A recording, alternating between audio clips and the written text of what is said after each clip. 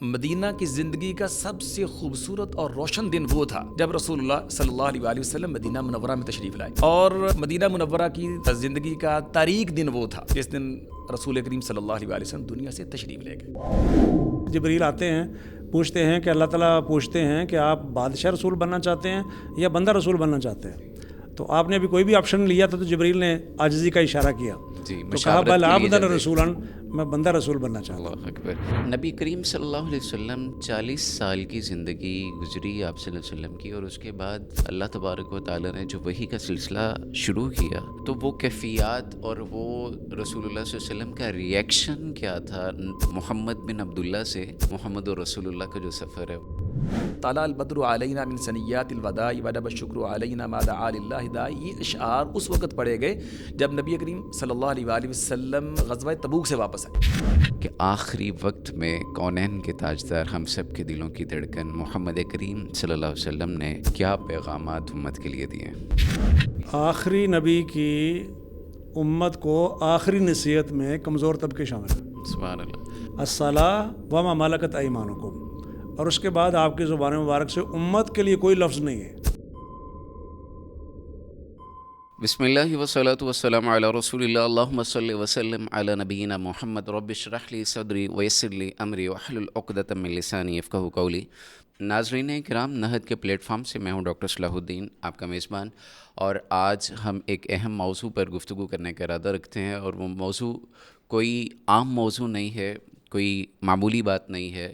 ان کی شان میں، ان کی زندگی کے اوپر بات کرنا یقیناً نجات ہے اور درجات کی بلندی کا سبب ہے۔ میری مراد یہ ہے انسانیت کے رہبر و رہنما جناب محمد رسول اللہ صلی اللہ علیہ وعلی آلہ وصحبہ وبارک وسلم، اور آپ صلی اللہ علیہ وسلم کی پوری زندگی حیات طیبہ کا ایک اجمالی جو تعارف ہے، جو گو تھرو کرنا ہے ہم نے آپس میں، تو اس سلسلے میں گفتگو کرنے کے لیے ہمارے پاس آج معزز مہمان اسٹوڈیو میں موجود ہیں۔ میں تعارف کرواتا چلوں، میری بائیں سائڈ پہ محترم جناب پروفیسر ڈاکٹر شہباز حسن صاحب حافظہ اللہ تعالیٰ براجمان ہے۔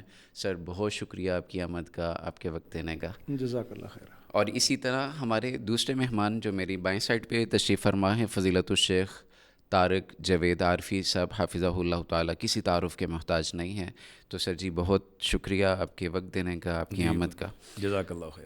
ڈاکٹر صاحب، نبی کریم صلی اللہ علیہ وسلم 40 سال کی زندگی گزری آپ صلی اللہ علیہ وسلم کی، اور اس کے بعد اللہ تبارک و تعالیٰ نے جو وحی کا سلسلہ شروع کیا تو وہ کیفیات اور وہ رسول اللہ صلی اللہ علیہ وسلم کا ریئیکشن کیا تھا محمد بن عبداللہ سے محمد رسول اللہ کا جو سفر ہے، وہ ذرا بتائیے گا۔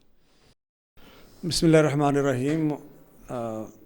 وہ سفر ایک نبی کا ہی سفر ہے، بے شک، ورنہ تو نبی بننے کے لیے لوگ بہت سارے پینترے بدلتے ہیں، ایک سٹیپ ہو گیا، دوسرا ہو گیا، تیسرا ہو گیا، اور ہمارے یہاں یعنی اس خطے میں برصغیر پاک و ہند کی ہم بات کر رہے ہیں، پنجاب کی بات کر لیں آپ، جی، جس میں ایک شخص جو ہے پہلے ریفارمر بنتا ہے، پھر مسیح موعود بنتا ہے، اور پھر آ کے کہتا ہے جی اب میں بن گیا ہوں۔ تو حالانکہ نبوت 100% وہبی چیز ہے، اس کا کسی کی محنت اور کوشش کے ریاضت سے کوئی تعلق نہیں ہے۔ نبی صرف وہ ہوگا جس کو اللہ تعالیٰ نبی بنائیں گے۔ اللہ اعلم حیث یجعل رسالتہ۔ اس لیے جب انہوں نے کہا نا کہ مکے کا کوئی بڑا آدمی یا طائف کا کوئی بڑا شخص نبی ہوتا، تو فرمایا ان کی روزی روٹی تو ہم نے تقسیم کیا، ہم یقسمون رحمت ربک۔ تو جب آپ کے رب کی رحمت، نبوت اور رسالت کی تقسیم کی باری آئی ہے تو اللہ تعالیٰ ان سے پوچھیں گے کس کو نبی بنانا، کس کو نہیں بنانا۔ تو آپ کے لیے تو ایک ایسے جیسے ایک شاکنگ چیز ہوتی ہے نا کہ اچانک فرشتہ آتا ہے اور کہتا ہے اقرا، بالکل، پڑھیے، تو فرمایا ما انا بقارئ، میں پڑھنے والا نہیں ہوں۔ تو اس میں جبریل علیہ السلام نے آپ کو پکڑا، سینے سے لگایا، گویا کہ اس سے میں یہ ہے کہ ایک اپنائیت کا ماحول دینے کی کوشش کی، اور وہ جو بیگانگی یا وحشت کا لفظ بول رہے ہیں آپ، اجنبیت، بیگانگی والی کیفیت جو ہے وہ دور ہو۔ لیکن وہ جتنی بار بھی جبریل نے کہا اقرا، آپ نے نہیں پڑھا ما انا بقارئ، لیکن جب کہا اقرا بسم ربک الذی خلق، اللہ اکبر، تو پھر نبی علیہ الصلوۃ والسلام نے پڑھنا شروع کر دیا۔ یعنی رب کے نام گویا کہ رب کی طرف سے آپ کو نبی بنایا گیا ہے اور اس کے نام سے ہی آپ نے پڑھنا ہے۔ اس لیے اللہ سبحانہ و تعالیٰ نے نبوت کی دلیل کے طور پر یہ بات بھی بیان فرمائی کہ ما کنت تخطہ بیمینک اذا لارتاب المبطلون، اس سے پہلے تو آپ اپنے دائیں ہاتھ سے لکھتے نہیں تھے کہ باطل پرستوں کو کوئی شک گزرتا، مطلب یہ کوئی پڑھنے کے بعد یا کوئی لکھنے کے بعد اسٹڈی کرنے کے بعد جو ہے 1 بائی 1 مختلف مراحل اس نے طے کیے ہیں اور اب یہ نبی بن گیا ہے۔ تو وہ ایک تو اللہ تعالیٰ نے اس کی دلیل بیان کی، دوسرا یہ کہ آپ نے رب کے نام سے پڑھا ہے، اس لیے ہم کہتے ہیں کہ تعلیم اصل میں وہی ہے جو رب کے نام سے ہو۔ اقرأ بسم ربک الذی خلق خلق الانسان من علق اقرأ وربک الاکرم الذی علم بالقلم علم الانسان ما لم یعلم۔ تو نبی علیہ السلام نے پڑھنا شروع کر دیا۔ الحمدللہ، ماشاء اللہ، انتہائی خوبصورت انداز میں ڈاکٹر صاحب نے اس کو کیفیت کو بیان کیا ہے۔ تو عارفی صاحب یہ بتائیے گا کہ مستشرقین کی جانب سے رسول کائنات صلی اللہ علیہ وسلم کی زندگی، آپ کی حیات طیبہ، آپ کے معاملات کے اوپر کافی سارے اعتراضات ہیں۔ جی مکہ کے لوگوں نے بھی لگائے تھے، الزامات بھی لگائے تھے۔ تو یہاں پہ یہ ہے کہ نبی صلی اللہ علیہ وسلم پر جو کیفیت وحی کے نزول کے وقت طاری ہوئی ہے، اسے بعض اوقات یہ نام دینے کی کوشش کی جاتی ہے، نہیں جی وہ ایک ہلوسینیشن تھی یا ایک مرگی کی کیفیت تھی یا اس طرح سے۔ تو کیا اس طرح کا کوئی شائبہ یا کسی طرح سے اللہ تبارک و تعالیٰ نے اس کی کوئی صفائی، کوئی چیز بیان فرمائی ہے؟ رسول کریم صلی اللہ علیہ وسلم پہ وحی کا جو نزول ہوا ہے، یقیناً یہ کوئی معمولی بات نہیں تھی۔ بے شک اللہ کی طرف سے ایک بہت بڑا انعام تھا، اور اس کو برداشت کرنا، اس کا متحمل اپنے آپ کو بنانا کوئی معمولی بات نہیں تھی، بہت بڑی بات تھی، ٹھیک ہے۔ اور رسول اللہ صلی اللہ علیہ وسلم پہ جب وحی کا نزول ہوتا تھا تو بعض کیفیات ایسی تھیں جو آپ کے اوپر بہت زیادہ باری ہوتی تھیں، بوجھ کا باعث ہوتی تھیں، حتیٰ کہ ہماری سیدہ عائشہ رضی اللہ عنہا فرماتی ہیں کہ بعض اوقات آپ پہ وحی کا نزول ہوتا تو ہم دیکھا کرتے تھے کہ سخت سردی کے موسم میں بھی آپ کی پیشانی پسینے سے شرابور ہو جاتی تھی، اللہ، ٹھیک ہے۔ اور جس طرح خود رسول کریم صلی اللہ علیہ وسلم نے بھی بیان فرمایا کہ یأتینی مثل سلسلۃ الجرس، کہ بعض اوقات وہی میرے اوپر ایسے نازل ہوتی ہے جس طرح زنجیر چلتی ہے، زنجیر کی آواز ہوتی ہے، گھنٹی کی آواز ہے۔ تو یہ یعنی کہ نا ان سے یہ بات ہمیں معلوم ہوتی ہے کہ یہ اس کو برداشت کرنا، اس کا متحمل ہونا کوئی آسان بات نہیں تھی، ٹھیک ہے نا۔ اس سے یقینی طور پہ آپ یعنی کہ نا ایک بوجھ، گرانی محسوس کرتے تھے۔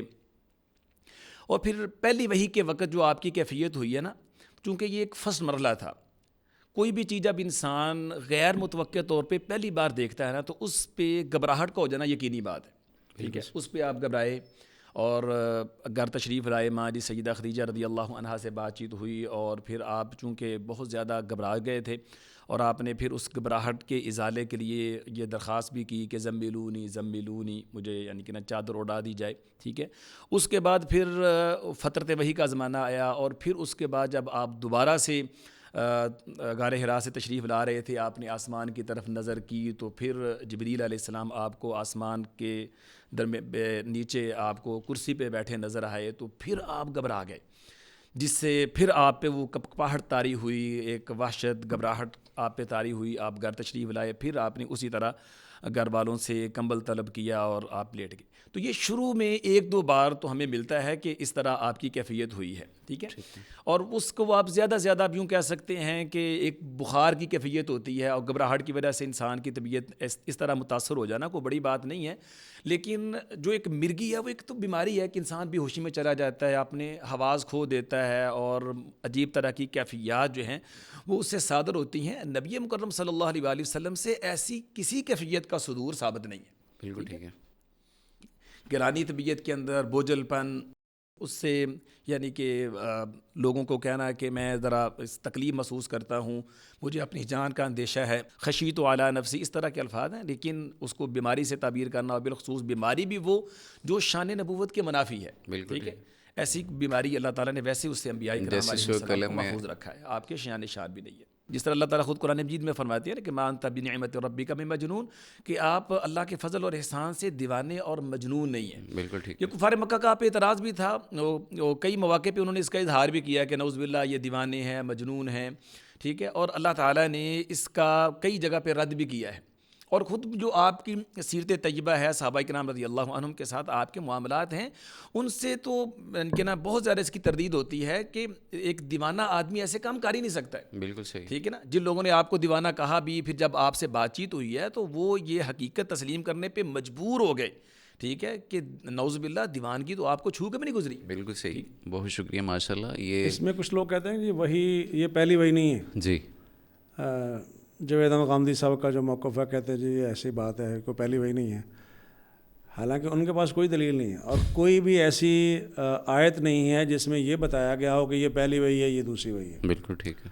وہ تو دیگر سورسز سے پتہ چلے گا کہ یہ پہلی ہے اور یہ وہی ہے، پہلی ہے اور یہ دوسری. اس کے لیے احادیث کو ماننا پڑے گا. ظاہر اس کے لیے حدیث کو ماننا پڑے گا. بالکل صحیح. اور دوسری جو بات ابھی کر رہے تھے کہ کیفیت جو ہے وہ دیوانگی والی یا اس طرح کی کوئی کیفیت آ رہی ہوتی تھی، تو ان کے پاس کیا دلیل ہے؟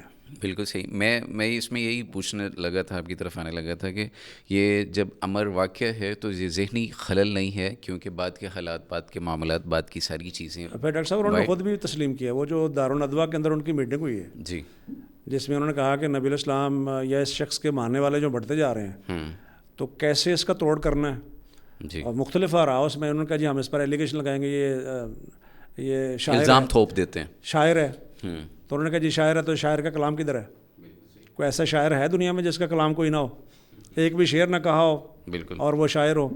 قرآن اگرچہ بہت سے جگہوں پر ردیف کافی ہے اور اوزان بحریں بھی مل جاتی ہیں بعض جگہوں پر، لیکن ویسے اہتمام نہیں کیا کہ جیسے شاعر کرتا ہے. انہوں نے کہا جی ہم کاہن کہیں گے، اس میں بھی ان کا اتفاق نہیں ہوا. انہوں نے کہا جی ہم اس کو کہیں گے مجنون ہے. تو انہوں نے کہا جی مجنون ہے تو وہ کیسا مجنون ہے کہ سارے سردار سر جوڑ کے بیٹھے ہوئے، کس کا راستہ کیسے روکنا، اور اکیلا بندہ جس کو مجنون کہہ رہے ہو وہ اس کی ماشاء اس کی سمجھ نہیں آ رہی آپ لوگوں کو کیسے روکنا راستہ. بالکل صحیح. تو وہ تو ان کے اپنے جو سیانے بندے تھے، انہوں نے کہا جی اس کو مجنون نہیں قرار دے سکتے ہیں. مجنون بندہ اور کسی کے پاس اس کا توڑ نہ ہو، کسی کے پاس اس کا کوئی جواب نہ ہو، یا اس کی حرکتیں اس طرح کی نہ ہو جو آئیڈینٹیفائی کر سکتے ہیں، اس طرح کے ہو سکتے ہیں. بالکل ٹھیک ہے. اچھا، جب نبی کریم صلی اللہ علیہ وسلم کو اللہ تبارک و تعالیٰ نے یہ ذمہ داری دے دی ہے کہ اب آپ نے تبلیغ کرنی ہے، وانذر عشیرتک الاقربین اور اس طرح کے معاملات، تو پھر ابتدائی طور پہ نبی صلی اللہ علیہ وسلم نے کون سی مشکلات تھیں جو فیس کی ہیں؟ ایک بات تو ابھی ہم کر رہے ہیں کہ انہوں نے ایلیگیشن لگنا شروع ہو گئے، کریکٹر اسیسینیشن شروع کر دی ہے. اس میں طریقہ گویا کہ ہر زمانے میں یہی رہا کہ جو شخص کوئی بات کر رہا ہے تو اس کو ڈی ویلیو کرو سوسائٹی میں. بالکل. جب وہ ڈی ویلیو ہو جائے گا تو اس کی بات ویسے ڈی ویلیو ہو جائے گی. جیسے آج کل لوگ کہتے ہیں چھوڑو جی مولوی ہیں جی فلاں ہیں جی، مطلب دین پڑھنے پڑھانے والے ان کی ویلیو اگر نہیں رہے گی سوسائٹی میں تو ان کی بات کون سنے گا؟ تو یہ پرانا طریقہ ایک واردات جو ہے وہ چل رہا ہے. تو انہوں نے بھی یہی کہا، مختلف قسم کے الزام پر لگائے. پھر انہوں نے یہ کہا کہ دیکھو یہ جو باتیں ہم کر رہے ہیں یہ لوگ تو نہیں مانیں گے نا. اگر ہم کہیں گے کہ شاعر ہے لوگ نہیں مانیں گے، کہیں گے کاہن ہے تو کاہن کی کوئی بات صحیح ہوگی کوئی غلط ہوگی، اس کی تو ساری باتیں صحیح ہو رہی ہیں. بالکل. تو یہ کیسے منوائیں گے؟ اگر آپ کہتے ہیں کہ مجنون ہے تو یہ بات بھی آپ لوگوں سے نہیں منوا سکتے ہیں.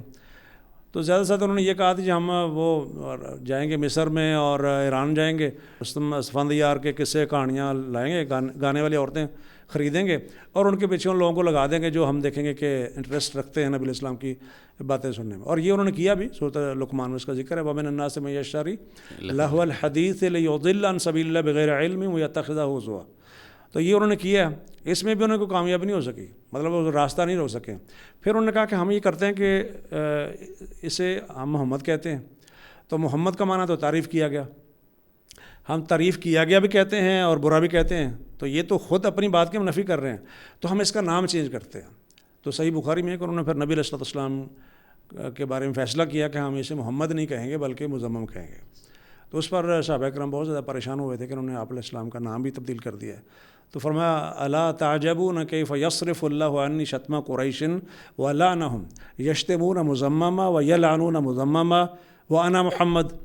یہ گالیاں دیتے ہیں مزمم کو دیتے ہیں، برا بلا کہتے ہیں مزمم کو کہتے ہیں. میں تو مزمم نہیں ہوں، انا محمد، میں تو محمد ہوں. اور محمد اسے کہتے ہیں جس کی مخلوق میں سب سے زیادہ تعریف کی جائے، اور مخلوقات میں سے جو خالق کی سب سے زیادہ تعریف کرے اسے احمد کہتے ہیں. تو وہ احمد بھی ہیں اور محمد بھی ہیں. تو طرح طرح کے الزامات بھی لگائے انہوں نے، آپ کو مطلب پریشان کرنے کی کوشش کی، آوازیں کسیں اور معاشرتی بائیکاٹ بھی کیا، جیسے شیب ابی طالب کا بائیکاٹ ہے، بنو ہاشم کا بائیکاٹ انہوں نے کیا. تو اس طریقے سے پریشان کرنے کی انہوں نے کوشش کی. یعنی الزامات کے علاوہ جسمانی طور پر بھی اٹیک کرنے کی کوشش انہوں نے بہت سارے موقعوں پر کی ہے اور آپ پر اجڑی پھینک دی گئی اور آپ کو راستے سے روکا گیا. گھنٹے بھی سے اور صورت اگر علق میں دیکھیں آپ تو اس میں کچھ تفصیلات بھی ہیں اس حوالے سے. تو ہر ممکن کوشش کی انہوں نے کہ آپ کا راستہ جو روکا جائے. بالکل صحیح. اسی طرح جیسے ڈاکٹر صاحب نے بات کی ہے، اس میں مزید یہ بھی کہ چونکہ اس وقت آپ کے جو چچا ابو طالب ہیں وہ قریش کے بنو ہاشم کے سردار ہیں، تو ان کی وجہ سے آپ کو ایک تائید اور سپورٹ حاصل تھی. تو وہ بار بار سردار ابو طالب کے پاس بھی گئے ہیں کہ آپ اپنے بھتیجے کو سمجھائیں، وہ ہمارے بتوں کی مذمت نہ کرے، ان کو برا بلا نہ کہے.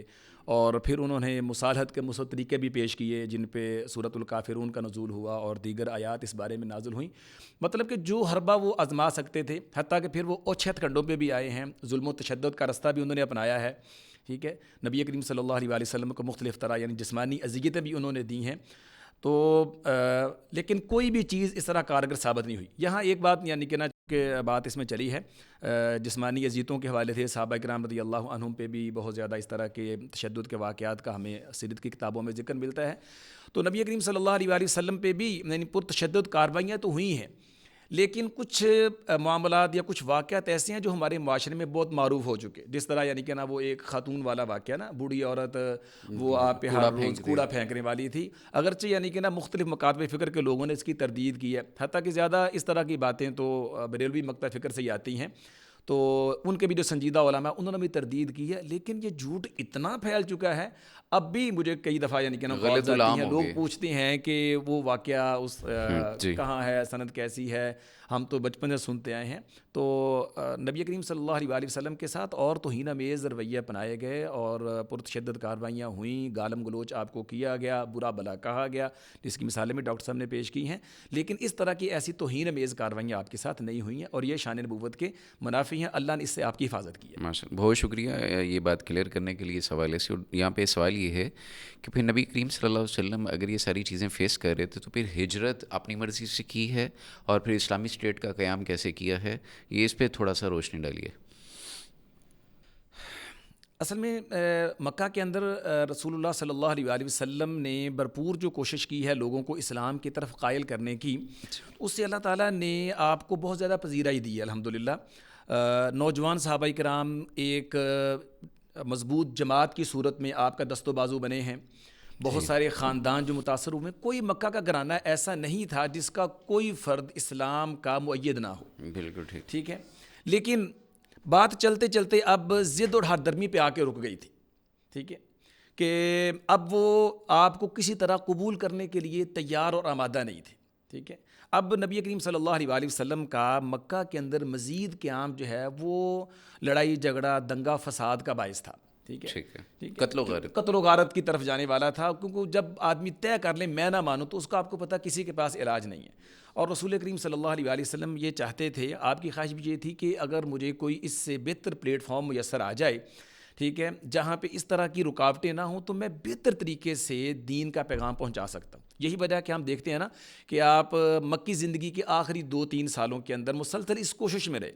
مختلف قبائل حج کی غرض سے مکہ میں آتے تو آپ ان سے جا کے ملاقات کرتے اور انہیں توحید کی دعوت دینے کے ساتھ ساتھ آپ جو بنیادی بات ان سے کرتے تھے نا کہ آپ مجھے اپنے ساتھ لے جائیں، میری حفاظت کریں، مجھے ایک پلیٹ فارم دے دیں اور تاکہ میں وہاں پہ اچھے طریقے سے لوگوں کو اپنے رب کا پیغام پہنچا سکوں. ٹھیک ہے نا. تو یہ وہ بنیادی وجوہات تھیں. ٹھیک ہے. مکہ والوں کی ہٹ درمی ضد، اور پھر بڑی بات یہ تھی اب وہ طے کر چکے تھے کہ انہوں نے آپ کو نعوذ باللہ ثم نعوذ باللہ زندہ نہیں چھوڑنا. ٹھیک ہے. اس سے پہلے بھی کئی کوششیں کر چکے تھے، حتیٰ کہ سردار ابو طالب کو انہوں نے پیشکش بھی کی تھی نا کہ آپ وہ کیا کہتے ہیں ولید کا بیٹا جو ہے عمارہ لے لیں. ولید بن مغیرہ کا بیٹا عمارہ لے لیں، وہ بہت یعنی کہ خوبصورت ہے، لمبا ترنگا ہے، تو وہ آپ ریپلیسمنٹ لے لیں اور ہم آپ کو آپ ہمیں دے دیں، ہم اس کو قتل کر دیں. سردار ابو طالب نے خیر اس کا بڑا خوبصورت یاد بھی کیا تھا کہ بڑی عجیب بات ہے کہ میرا بیٹا تم مجھ سے لیتے ہو کہ اس کو قتل کر دو اور اپنا بیٹا مجھے دیتے ہو کہ میں اس کو پال پوس کے بڑا کروں. یہ کتنی ناانصافی کی بات ہے. تو یہ اس طرح کی باتیں پہلے انہوں نے مصالحت کے انداز میں بھی کی ہیں، آپ کو دھمکیاں بھی دے چکے تھے اور اب پوری طرح وہ طے کر چکے تھے کہ اب آپ کو وہ نعوذ باللہ زندہ نہیں چھوڑیں گے. اس لیے آپ کے لیے ہجرت ناگزیر ہو گئی تھی.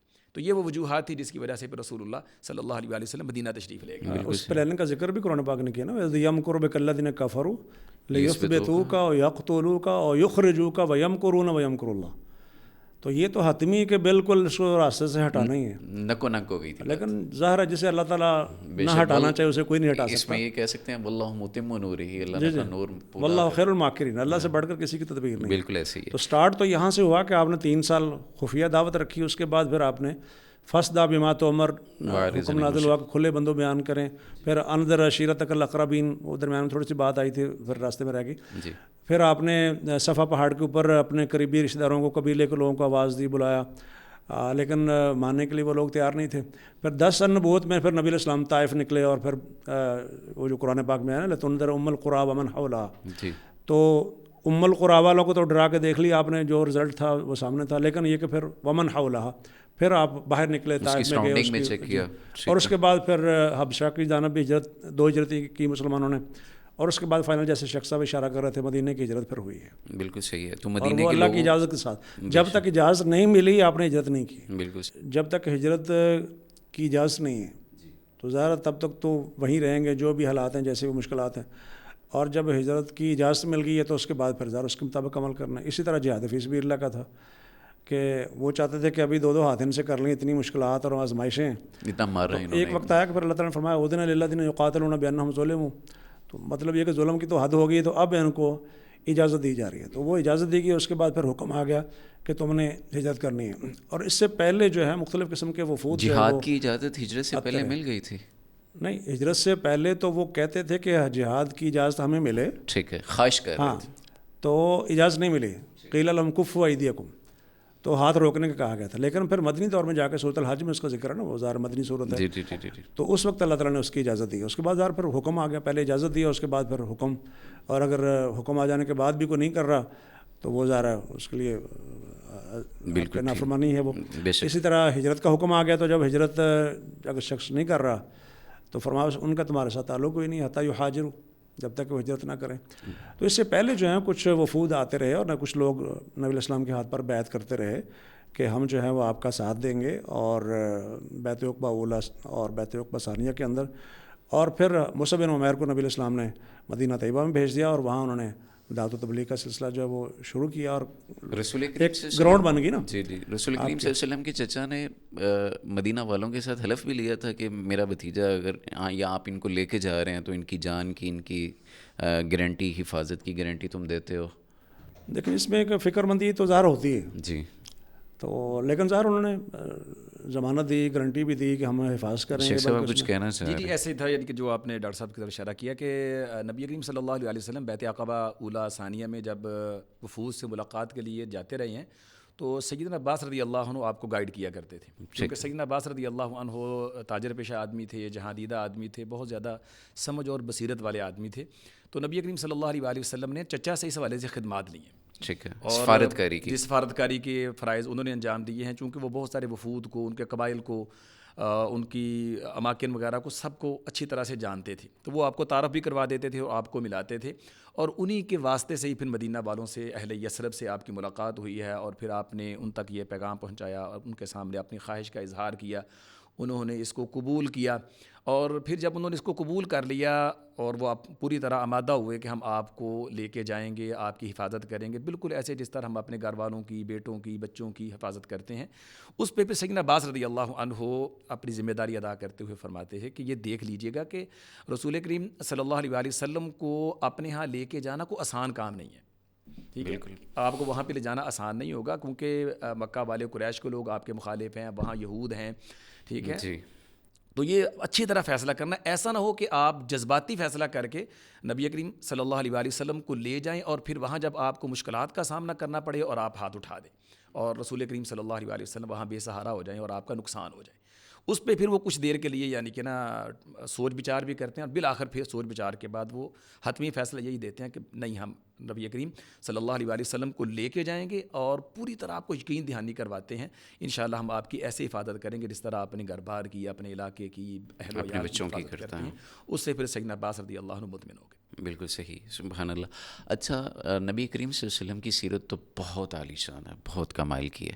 اللہ کے رسول صلی اللہ علیہ وسلم کا اسٹیٹس مین کا ایک جو درجہ ہے، ایک والی ریاست کا، ہجرت کے بعد کن مراحل سے گزرتے ہوئے اللہ کے رسول صلی اللہ علیہ وسلم مدینہ میں جا کے ایک ریاست کی بنیاد رکھتے ہیں اور خود اس ریاست کے سربراہ بنتے ہیں، اور لٹے پھٹے مہاجرین کو جنہوں نے مکہ میں صعوبتیں مشکلات کا سامنا کیا تھا، ہجرت کے سفر سے مارے ہوئے آئے، مدینہ بیماریوں کا گڑھ شہر، اور یہاں پہ پھر کس انداز سے نبی صلی اللہ علیہ وسلم نے اپنی ایڈمنسٹریشن کی ہے اور یہ چیزیں چلائی ہیں، اس پہ ذرا روشنی ڈالیں۔ اس کا آغاز تو میں سمجھتا ہوں کہ میثاق مدینہ سے ہو گیا ہے، اور یہود نے اس بات کو تسلیم کر لیا کہ جو بھی ہمارے ڈسپیوٹ ہوں گے، جی، معاملات ہوں گے، اس میں حتمی فیصلہ محمد رسول اللہ یا محمد بن عبداللہ صلی اللہ علیہ وسلم کریں گے۔ تو گویا کہ مدینہ طیبہ کا سب سے بڑا شخص ہیڈ کا لفظ نہ بھی بولیں تو وہ تو انہوں نے خود مان لیا کہ کوئی بھی معاملہ ہوگا تو حتمی فیصلہ جو ہے نبی کریم سے نبی کریم صلی اللہ علیہ وسلم کریں گے۔ تو سٹارٹنگ تو یہاں سے ہوگی۔ اب جب اسلامی ریاست آپ قائم کرنے جا رہے ہیں تو ہمارے ہاں جو کہ عام طور پر چلتا ہے، اس کے لیے موومنٹس چلتی ہیں، سلوگن چلتے ہیں، نعرے چلتے ہیں، ہم یہ کریں گے، وہ کریں گے، ہم جو اکانومی مضبوط کریں گے، اس طرح کے سلوگن جو ہیں وہ چلتے ہیں۔ لیکن نبی علیہ السلام نے اس قسم کا کوئی بھی نعرہ نہیں لگایا۔ ٹھیک ہے۔ لیکن جو انقلاب والی کیفیت ہے وہ اگر آپ دیکھ لیں، معاشی انقلاب کی اگر آپ بات کرنے لگ جائیں، اس میں سورۃ قریش میں اس کا ذکر ہو گیا، سورۃ ہمزہ میں، یہ مکی صورتیں ہیں۔ تو مکی صورتوں کے اندر یہ جو اصل بیس ہوتی ہے نا اکانومی کی، اس کی سٹارٹنگ ہوگی، لیکن سلوگن کوئی نہیں ہے۔ مدنی دور میں بھی انفاق فی سبیل اللہ کی تلقین اور خرچ کرنا اور اس کی ترغیب دلانا، اور مطلب یہ کہ مال سے بے رغبتی اختیار کرنا، سخاوت کرنا، یہ ساری چیزیں تو آپ بیان کر رہے تھے جو اسلامی ریاست کے لیے، اس کی اکانومی کو مضبوط کرنے کے لیے ضروری تھی۔ اس میں ایک ویلفیئر اسٹیٹ، مواخات مدینہ اور اس طرح کی باقی ساری چیزیں، تو وہ آپ علیہ السلام نے سارے کام جو ہے ساتھ سے شروع کر دی، یعنی معاشرے کی اصلاح بھی شروع کر دی، اخلاقیات کی اصلاح بھی ساتھ ہی شروع کر دی، اور مالی معاملہ جو ان کی اصلاح بھی شروع کر دی۔ لیکن کوئی بھی ایسا سلوگن آپ کی حیات طیبہ سے نہیں ملتا کہ آپ نے یہ کہا کہ ہم اسلامی ریاست قائم کریں گے، ہم سلطنت قائم کریں گے، ہم یہ کریں گے، اس طرح کی کوئی چیز نہیں۔ یعنی وہ قائم کرنے کے لیے جو اسٹیپس لینے چاہیے تھے وہ آپ لے رہے تھے عملی طور پر۔ ہم عملی طور پر تو وہ اسٹیپ نہیں لیتے ہیں، لیکن نعرے ضرور مارتے ہیں کہ یہ کر دیں گے، وہ کر دیں گے۔ تو ہمارے لیے اسوہ رسول جو ہے وہ بہترین ہے ہمارے لیے۔ تو اس کے مطابق ہمیں بھی چاہیے کہ اگر کوئی بھی کسی بھی علاقے میں کوئی اسلامی ریاست قائم کرنی ہے تو اس کے لیے یہ طریقہ کار ہے، اس کے لیے اسٹیپس لینے چاہیے، وہ لینے چاہیے۔ اچھا ڈاکٹر صاحب نے بڑا خوبصورت اشارہ دیا ہے کہ نبی صلی اللہ علیہ وسلم مدینہ میں جب ہجرت کر کے گئے ہیں تو آپ صلی اللہ علیہ وسلم نے کوئی سلوگن، کوئی نعرہ، کوئی پروپیگنڈا، کوئی رائے عامہ ہموار کرنے کے لیے کوئی اشتہاری مہم نہیں چلائی ہے۔ اللہ کے رسول صلی اللہ علیہ وسلم نے اپنا قیام مدینہ کے ایک غریب آدمی، ایمان کے لحاظ سے نہیں، دنیا کے اسٹیٹس کے لحاظ سے بات کر رہا ہوں، ان کے ہاں کیا ہے۔ اور لوگ ہمیں یہاں پہ یہ باور کراتے ہیں کہ جب نبی صلی اللہ علیہ وسلم مدینہ میں گئے ہیں، آپ صلی اللہ علیہ وسلم کا استقبال کیا گیا، تو لہٰذا وہاں سے ہمیں دلیل ملتی ہے کہ جب ربیع الاول آ جائے گا تو ہم بھی جھنڈیاں لگائیں گے، لائٹیں لگائیں گے، ہم بھی اسی طرح کے سلوگنز پڑھیں گے جو مدینہ کے لوگوں نے پڑھے تھے آپ کے ویلکم اور استقبال کے لیے۔ تو کیا یہ اسلامی لحاظ سے کچھ جائز تصور ہے جو ویلکم کرنے کا جو انداز ہے، یہ جو چیز ہے، یہ تا زندگی چلائی جا سکتی ہے؟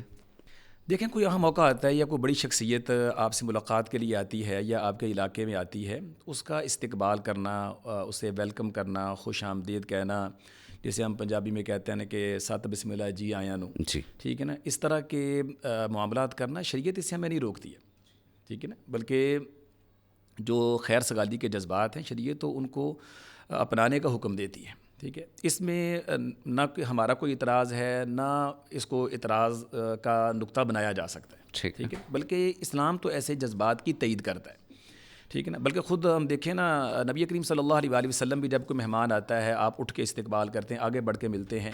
حتیٰ کہ آپ دیکھیں سیدنا سعد بن معاذ رضی اللہ عنہ جب بنو قریظہ کا فیصلہ کرنے کے لیے آئے ہیں تو خود رسول اللہ صلی اللہ علیہ وسلم نے فرمایا قوموا الی سیدکم، اپنے سردار کی طرف بڑھو، آگے بڑھو، ٹھیک ہے۔ تو کسی مہمان کو آگے بڑھ کے لینا، ویلکم کہنا، تو یہ اسلام کی تعلیمات ہیں، اسلام اس کی اجازت دیتے ہیں، ٹھیک ہے نا. اور پھر کوئی اہم ایونٹ ہو، موقع ہو، اس کو سیلیبریٹ کرنا، خوشی منانا، اسلام اس کی بھی اجازت دیتا ہے، لیکن اسلام اس کی حدود قیود متعین کر دیتا ہے. ٹھیک ہے، اس کا ایک دائرہ کار متعین کر دیتا ہے کہ اس میں دوسروں کی دل آزاری نہ ہو، ماحول خراب نہ ہو، خرافات نہ ہو اور فضول خرچی نہ ہو. ٹھیک ہے نا، اس طرح کی چیزیں اسلام نے نا بنیادی چیزیں وہ طے کر دی ہوئی ہیں. اب یہاں پہ سوال یہ ہے کہ باقاعدہ مجالس منعقد کی جاتی ہیں ربیع الاول کے مہینے میں، اور پھر کہا جاتا ہے جی سرکار آ رہے ہیں، تو یہ جو تصور تخیل ہے جو امت کو دیا جا رہا ہے، انجیکٹ کیا جا رہا ہے، بنیاد یہ والا وارم ویلکم جو مدینہ میں کیا گیا تھا اس کو بنا کے نبی صلی اللہ علیہ وسلم کی پیدائش یا رخصتی والے مہینے کے اندر یہ ساری اس طرح کی باتیں یہ جائز ہیں یا ناجائز ہیں؟ آپ کیا کہتے ہیں؟ نہیں، ہم تو اس کو درست نہیں سمجھتے.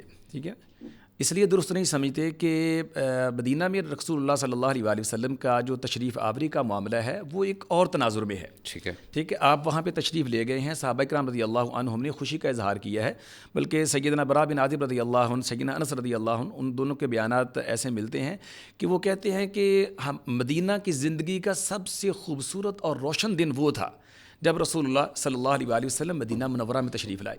اور مدینہ منورہ کی زندگی کا تاریک دن وہ تھا، ٹھیک ہے، جس دن رسول کریم صلی اللہ علیہ وسلم دنیا سے تشریف لے گئے. ٹھیک ہے، تو اس میں کوئی شک نہیں ہے کہ رسول کریم صلی اللہ علیہ وسلم کی تشریف آوری اہل مدینہ کے لیے بہت مسرت اور خوشی کا باعث تھی، اور انہوں نے اس خوشی کا اظہار بھی کیا ہے. ٹھیک ہے نا، تو اس خوشی کا اظہار یہ ایک دنیاوی معاملہ ہے. ٹھیک ہے نا، اگر کوئی دنیاوی طور پہ کسی کی آمد پہ خوشی کا اظہار کرتا ہے تو اس میں کوئی قباحت والی بات نہیں ہے، لیکن باقاعدہ طور پہ اس کو سالانہ طور پہ منانا شروع کر دینا اور پھر اس کو دین قرار دے دینا. دیکھیں نا، ہمارے ہاں جو میلاد النبی کی محافل مجالس منعقد ہوتی ہیں وہ دنیاوی طور پہ منعقد نہیں ہوتی، اس نظریے سے نہیں ہوتی ہیں کہ چلے ہم بیٹھتے ہیں اور ذرا کو خوش گپی ہوتی ہے، کچھ آپس کے اندر بات چیت ہوتی ہے، بات چیت کر لیتے ہیں، مذاکرہ ہو جاتا ہے. ٹھیک ہے، بلکہ باقاعدہ طور پہ اس کا ثواب اناؤنس کیا جاتا ہے. ٹھیک ہے، جو محفل مناد منعقد کرتا ہے اس کے گناہ معاف ہو جاتے ہیں، وہ جنتی بن جاتا ہے، یہ وہ بہت ساری چیزیں. تو یہ چیز یعنی کہ نا ایک عبادت بن جاتی ہے. ٹھیک ہے، جب کوئی چیز دین یا عبادت بن جاتی ہے تو اس کے لیے دلیل کا ہونا ضروری ہے. ٹھیک ہے، بغیر دلیل کے آپ کوئی کام نہیں کر سکتے.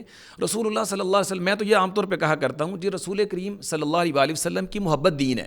بے شک، دیکھیں میری آپ سے محبت ہے، ڈاکٹر صاحب سے محبت ہے، یا میں اپنے والدین سے محبت کرتا ہوں، بہن بھائیوں سے محبت کرتا ہوں، اس میں ایک تو فطری جذبہ ہے. ٹھیک ہے، دوسرا اور بھی کچھ یعنی کہ نا اس طرح کے اسباب ہوتے ہیں، لیکن رسول اللہ صلی اللہ علیہ وسلم سے ہماری جو محبت ہے وہ فطری جذبات سے ہٹ کے دین ہے. بالکل. اور پھر یہ محبت جو ہے وہ کائنات کی ہر چیز سے بڑھ کے ہونی چاہیے. جب یہ چیز دین ہے پھر دین میں ہماری اپنی مرضی نہیں ہے. بالکل ٹھیک ہے، پھر ہم یعنی کہ نا وہاں ان حدود و قیود کے پابند ہوں گے جو ہمیں شریعت نے دی ہیں. اب دیکھیں نا کہ ایک آدمی محبت میں آگے کہہ رہا نا، اللہ کے رسول صلی اللہ علیہ وسلم سے بات چیت ہو رہی ہے اور وہ کیا کہتا ہے کہ ما شاء اللہ و شئت، کہ جو آپ چاہیں اور جو اللہ چاہے.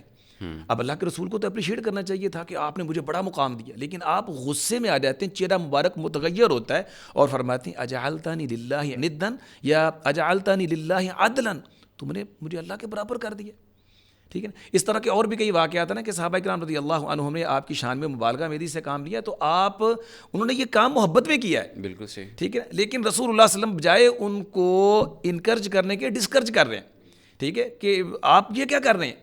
ٹھیک ہے نا، بہت سے ایسے واقعات ہیں کہ صحابہ کرام رضی اللہ، اب دیکھیں نا نبی کریم صلی اللہ علیہ وسلم سیدہ ربیہ رضی اللہ عنہا کی شادی پہ تشریف لے گئے. آپ اسی چارپائی پہ بیٹھے جہاں سیدہ ربیہ بیٹھی ہوئی ہیں، اور وہاں انصار کی چھوٹی بچیاں وہ جنگی اشعار پڑھ رہی ہیں، گیت گا رہی ہیں، اور اسی دوران وہ ایک بچی کیا کہتی ہے، وفینا نبی یعلم ما فی غد، ہمارے درمیان ایسے نبی تشریف فرما جو کل کی باتیں بھی جانتے ہیں. آپ کی شان میں مبالغہ میری کی نا، یہ محبت میں کہہ رہی. اور آقا علیہ الصلوۃ والسلام فوری طور پہ اس پہ ایکشن لیتے ہیں اور کہتے ہیں بیٹی یہ بات چھوڑ دو، دعی حاضی، اس کو چھوڑ دو. وقولی ما کنتی تقولین، جو تم پہلے بات کر رہی تھی نا وہ تمہارے اشعار اچھے تھے، یہ شعر تم نے دوبارہ نہیں پڑھنا ہے. ٹھیک ہے نا، کیوں؟ وہ آپ سے محبت میں اگرچہ ایسی باتیں کر رہی ہیں، آپ کی محبت دین ہے اور اس دین کے اندر اپنی طرف سے کچھ ایڈیشن نہیں ہو سکتی. بالکل صحیح. اب ایک آخری بات میں ذکر کروں گا. آپ دیکھیں نا کہ سیدہ فاطمہ رضی اللہ عنہا کو دیکھیں نا. ٹھیک ہے، انہوں نے آپ کی دعوت کا اہتمام کیا، رسول کریم صلی اللہ علیہ وسلم تشریف لے گئے. ٹھیک ہے نا، تو جب آپ تشریف لے گئے سیدہ فاطمہ رضی اللہ عنہا نے گھر کو کچھ یعنی کہ نا بہت صاف ستھرا کیا اور سجا دیا. ٹھیک، ایک دیوار پہ پردہ لگا دیا. صحیح. ٹھیک ہے نا. اب نبی کریم صلی اللہ علیہ وسلم ابھی دروازے میں داخل ہوتے ہیں, غالباً آپ اس کی چوکھٹ پہ آپ نے ہاتھ رکھا ہے اور ایک مبارک قدم آپ کا آگے ان کے گھر میں ہے, اور آپ کی نظر مبارک دیوار پہ اویزاں پردے پہ پڑتی ہے, اور آپ انہی قدموں واپس پلٹ جاتے ہیں. سیدہ فاطمہ رضی اللہ عنہا دیکھتی ہیں تو وہ عجیب محسوس کرتی ہیں, اور اپنے شوہر سیدنا علی سے کہتے ہیں کہ علی آپ جائیں, کیا غلطی اور گستاخی ہوئی کہ رسول اللہ صلی اللہ علیہ وسلم تشریف لے گئے. سیدنا علی رضی اللہ عنہ آپ کو پیچھے سے جا کے ملتے ہیں اور آپ سے استفسار کرتے ہیں. تو نبی کریم صلی اللہ علیہ وسلم تشریف لاتے ہیں, اور آ کے آپ نے جو بات کہی ہے نا, وہ اگر ہمارے ان بھائیوں کو سمجھ آ جائے تو میں سمجھتا ہوں یہ قضیہ ختم ہو جائے. ٹھیک ہے, ہمارے یہاں یعنی جو بازار سجا دیے گئے, محلے سجا دیے گئے, ٹھیک ہے, اور جو یہ کہہ دیا گیا نا کہ نثار تیری چہل پہ اے ربیع الاول, شیطان ابلیس کے سوا جہاں میں سبھی تو خوشیاں منا رہے ہیں. ٹھیک ہے نا, یا لوگ یعنی گھروں کو سجا کر کے کہتے ہیں کہ میرے گھر میں بھی ہو جائیں چراغاں یا رسول اللہ. ٹھیک ہے نا, وہ اللہ کے بندے رسول اللہ صلی اللہ علیہ وسلم اپنی اس بیٹی کے گھر میں جس کے بارے میں آپ نے فرمایا فاطمہ تو بضعۃ منی, یہ میرے دل کا ٹکڑا ہے. ٹھیک ہے نا, اس کو جو چیز اچھی لگتی ہے وہ مجھے لگتی ہے, جو چیز انہیں ناراض کرتی ہے وہ مجھے ناراض کر دیتی ہے. انہوں نے اپنے گھر میں ایک معمولی سا پردہ لٹکایا ہے جس کا آج کل کے ذبائش و آرائش کے معاملات سے کوئی جوڑ نہیں بنتا, کوئی کمپیریزن نہیں بنتا ہے. لیکن رسول کریم صلی اللہ علیہ وسلم وہاں نہیں گئے, اور آپ نے جو بات کی نا, سنن ابی داؤد کی روایت کے الفاظ ہیں کہ انہ لیس لنبی ان یدخل بیتا مزوقا, نبی کے یہ زیبا ہی نہیں ہے, لائق ہی نہیں ہے کہ نقش و نگار والے سجے سجاوٹ والے گھر میں داخل ہو جائے. ٹھیک ہے, اور گھر بھی کس کا ہے؟ خواتین جنت کی سردار کا. سیدہ فاطمہ رضی اللہ عنہا آپ کا لخت جرگ ہیں, آپ کی پیاری بیٹی ہیں, جن کی خاطر آپ ناراض ہوتے ہیں, خوش ہوتے ہیں. ٹھیک ہے, جن کی آپ کو سب سے زیادہ فکر رہتی ہے, اور ہر روز ان سے ملاقات کے لیے جاتے ہیں. آپ ان کے سجے گھر میں نہیں گئے. ٹھیک ہے, تو ایک عام آدمی, ایک عام امتی ہے, وہ اگر اس طرح کے معاملات کرے گا تو اس کے گھر میں یا اس کی مجلس میں میرے نبی کیسے آ جائیں گے؟ بہت خوبصورت انداز میں آپ نے اس کو سمجھایا ہے. ڈاکٹر صاحب, بنیادی چیز یہ کہ خوشی غمی کے جو طریقے اسلام نے مقرر کیے اس کو فالو کرنا چاہیے. بالکل, صحابہ کرام نے کس طریقے سے کیا سارا معاملات. پھر یہ کہ نبی علیہ السلام کو ویلکم کیا گیا جب آپ نے ہجرت فرمائی, کیا اس کے بعد بھی پھر مدینے میں ایسا کیا کہ اگلے سال, اس کے اگلے سال بھی کیا گیا, اس کے بعد کیا گیا, نہیں کیا گیا؟ تو خوشی غمی کی چیزیں رپیٹ نہیں ہوتی. باقی نیچرل ظاہر ہے, ہر شخص کو اپنے محبوبوں سے محبت ہوتی ہے, اور ان کے دنیا سے جانے کی وجہ سے انہیں صدمہ نیچرل جو لاحق ہوتا ہے. لیکن وہ کوئی ایسا ایونٹ اس طرح کی کوئی چیزیں نہیں ہیں کہ وہ سیلیبریٹ کرنے کی چیزیں ہوں. بالکل ٹھیک. جس طرح نبی کریم صلی اللہ علیہ وسلم مدینہ منورہ تشریف لے گیا نا, تو آپ کو ویلکم کہا گیا, خوش آمدید کہا گیا. اس موقع پہ عام طور پہ معروف یہ ہے کہ اشعار پڑھے گئے, اور طلع البدر علینا, تو یہ اشعار جو ہیں اس موقع پہ ثابت نہیں ہیں. ٹھیک ہے, اس بارے میں جو روایات ہیں وہ پایا ثبوت کو نہیں پہنچتی. حافظ ابن حجر رحمۃ اللہ علیہ نے اس پہ جو بحث کیا, اور انہوں نے کہا ہے کہ یہ جو طلع البدر علینا من ثنیات الوداع وجب الشکر علینا ما دعا للہ داعی, یہ اشعار اس وقت پڑھے گئے جب نبی کریم صلی اللہ علیہ وآلہ وسلم غزوہ تبوک سے واپس آئے. دنیا کے سپر پاور سے آپ کا مقابلہ تھا, اور آپ نے ان کے اوپر پوری ایک داغ بٹھائی, ان کو آپ کے مقابلے بھی آنے کی جرت نہیں ہوئی, اور فتح مند ہو کے جب رسول کریم صلی اللہ علیہ وسلم مدینہ تشریف لائے ہیں, تو پھر یعنی کہ نا آپ کا وہ مدینہ آمد پہ آپ کا جو استقبال کیا, اس موقع پہ یہ اشعار پڑے گئے. بالکل ٹھیک ہے. تو یہ تو سرے سے آپ کی آمد پہ ہے ہی نہیں, تو جب یہ اس موقع پہ ثابت نہیں ہے تو اس سے اگلی بات کیسے ثابت ہو جائے؟ اچھا, نبی کریم صلی اللہ علیہ وسلم کی جو حیات مبارکہ ہے مدینہ پہنچنے کے بعد, اس میں ہمیں رسول اللہ صلی اللہ علیہ وسلم بطور نبی الملاحم, جنگوں والا نبی, اس کے طور پہ بھی ہمیں دیکھنے کو ملتے ہیں. اللہ کے رسول صلی اللہ علیہ وسلم نے کئی غزوات میں خود شرکت فرمائی ہے اور سریہ بھیجے ہیں, معاملات کیے ہیں. تو یہاں پہ پھر ایک اور پروپیگنڈا اسلام کے خلاف کیا جاتا ہے کہ اسلام تلوار کے زور پہ پھیلا ہے. نبی صلی اللہ علیہ وسلم کی زندگی کے یہ جو معاملات ہیں کہ جب آپ نے ریٹیلیٹ کیا ہے, اسٹیٹ کی حفاظت کے لیے چیزیں کی ہیں, تو اس کو آپ کس نظر سے بیان کریں گے؟ تلوار کے زور پر اسلام کیسے پھیل سکتا ہے؟ دل کے اندر تو تلوار نہیں جا سکتی نا. جی. پھر مکی دور میں جن لوگوں نے اسلام قبول کیا ہے تو وہاں تو کوئی تلوار نہیں تھا, وہاں تو کفو ایدیکم تھا. جی. اس وقت بھی لوگ اسلام قبول کر رہے تھے, مارے کھا کے مسلمان ہو رہے تھے, اسلام پر استقامت کا مظاہرہ کر رہے تھے. اور اس کے بعد بھی اسلام کا اصول آ گیا لا اکراہ فی الدین, دین میں جبر نہیں, یعنی کسی کو زبردستی آپ مسلمان کر ہی نہیں سکتے ہیں. جی. تو جب جبراً اسلام قبول کرانے کی اسلام خود اجازت نہیں دے رہا, تو یہ کیسے ہو سکتا ہے کہ ہم نے جنگوں اور جہاد کے ذریعے سے لوگوں کو مسلمان کیا ہے؟ ٹھیک ہے.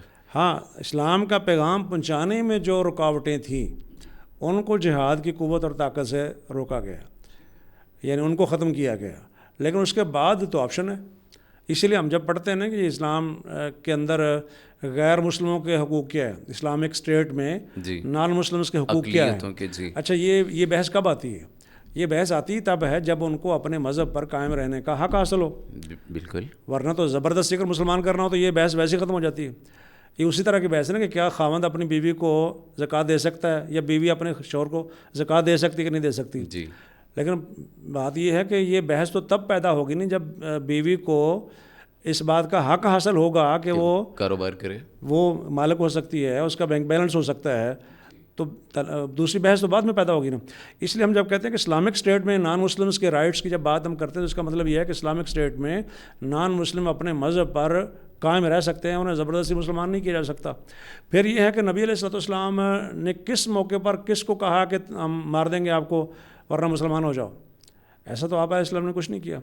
پھر یہ ہے کہ اگر بدر کی آپ بات کرتے ہیں، بدر کبریٰ کی، تو اس میں کتنے کلومیٹر چل کے آئے ہیں جی مکہ سے وہ لوگ؟ بالکل یعنی 400 سوا 400 450 کلومیٹر کی فاصلہ بن رہا ہے، وہ لڑنے کے لیے یہاں ان کے ساتھ آئے ہیں۔ 3 ریجن میں احد تو مکہ وہ مدینہ طیبہ کراس کر کے اگلے طرف جو ہے وہ احد پہاڑ ہے، وہاں جا کے لڑ رہے ہیں۔ جی اور 5 میں احزاب ہے، تو احزاب میں مسلمان جو ہے خندق کھود کے اپنا دفاع کر رہے ہیں، یعنی مدینہ کے اندر وہ جنگ لڑی جا رہی ہے، لوگ ان سے لڑتے رہے ہیں، جی یہ تو کہیں کسی سے یعنی لڑنے کے نہیں گئے۔ یہ لوگ مکہ چھوڑ آئے، اپنا گھر بار بیوی بچے سب چھوڑ آئے اور ایک نئی جگہ پہ آ کے آباد ہوئے، تو وہاں بھی انہیں نہیں رہنے یہاں بھی دیا انہیں جا رہا۔ سکون سے نہیں رہنے دیا جا رہا، ان پر آ کے حملے کرتے ہیں، ان کے جانور اٹھا کے لے جاتے ہیں، چرواہوں پر حملے کرتے ہیں، بہت سارے ایسے واقعات ہیں۔ تو یہ اپنے دفاع میں انہوں نے کیا۔ ہاں احزاب کے بعد پھر نبی علیہ السلام نے فرمایا کہ الآن نغزوہم ولا یغزونا، اب ہم ان کے اوپر اوفینس کریں گے، یہ اب ہمارے اوپر اوفینس نہیں کر سکیں گے۔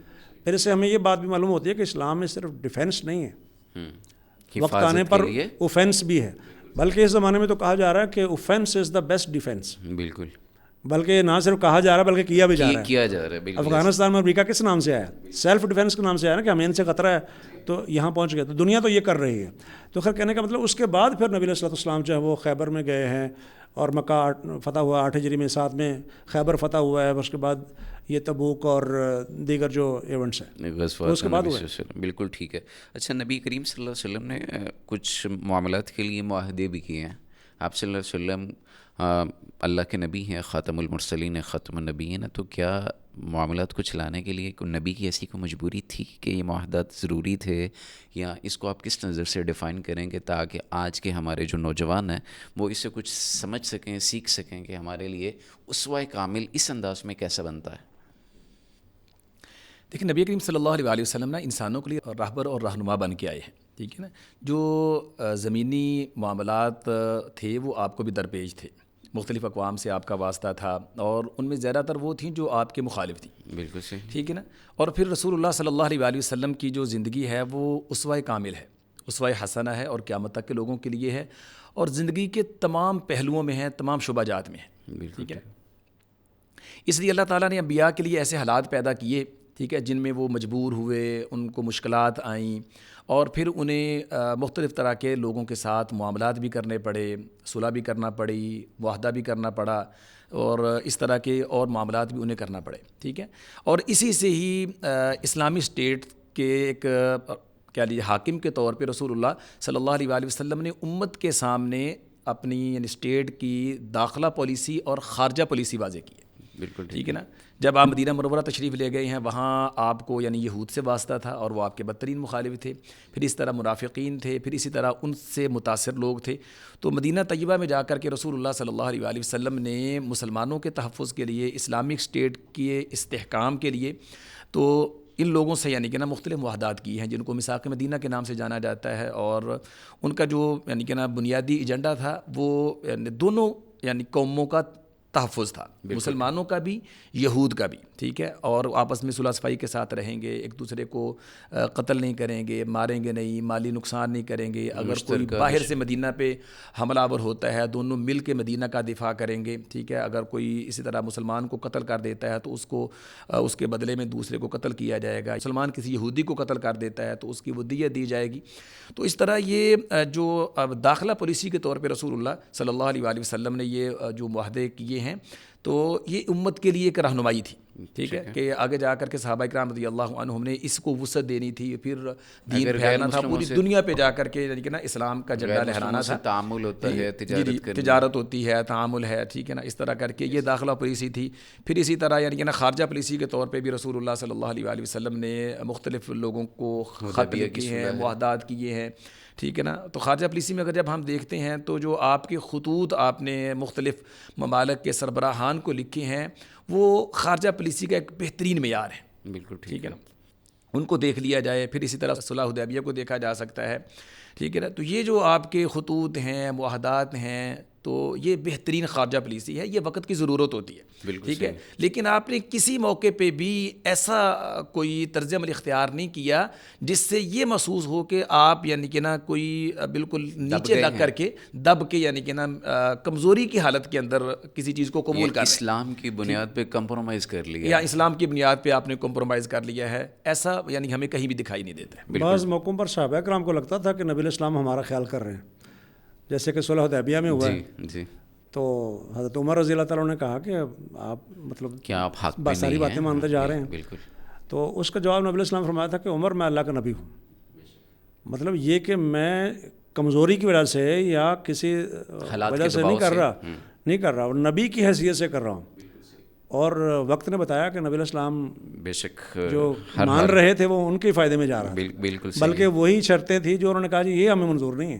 جس پر حضرت عمر بولے تھے کہ دیکھیں جی ان کا بندہ آئے گا تو واپس کر دیا جائے گا, ہمارا بندہ جائے گا تو واپس نہیں کیا جائے گا. بالکل. تو ان کا واپس ہوتا تو ہمارا بھی ہو, اور یہی شرط ہے جس نے انہوں نے کہا جی نہیں ٹھیک ہے جو بندہ ہمارا آتا ہے نا اپنے پاس سے رکھ لیا کرے, تو یہ واپس کرنے کی ضرورت نہیں, واپس کی ضرورت نہیں ہے. ٹھیک ہے.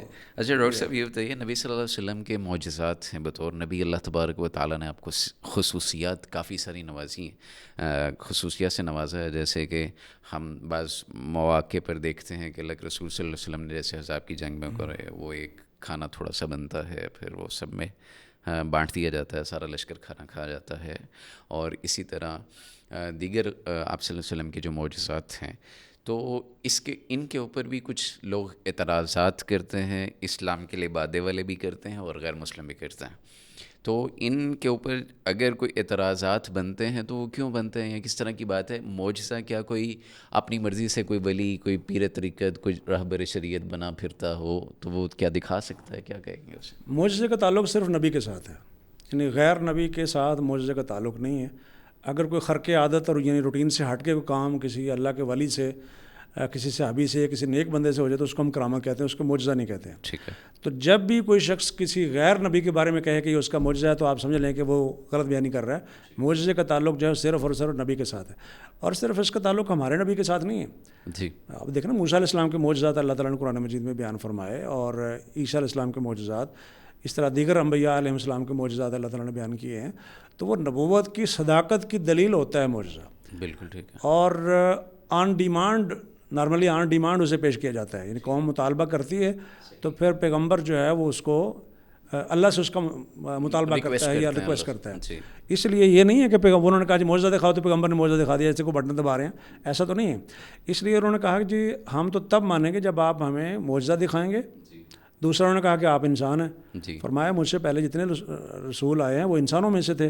دوسری یہ کہ تمہاری یہ بات کہ معجزہ دکھاؤں تو یہ میرے اختیار میں نہیں ہے. انما الآیات عند اللہ, یہ معجزات اللہ کے پاس ہیں, یعنی جب اللہ چاہے گا معجزے کا ظہور ہوگا.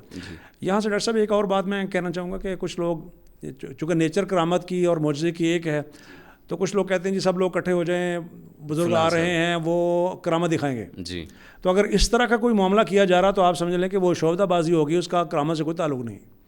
جب معجزے کا تعلق انسان کے اختیار کے ساتھ نہیں ہے. ڈاکٹر صاحب یہاں طالب علم کے طور پہ ایک سوال ہے, اور وہ یہ ہے کہ جب آپ کہہ رہے ہیں کہ آن ڈیمانڈ ہے, اب ڈیمانڈ تو ہے نا؟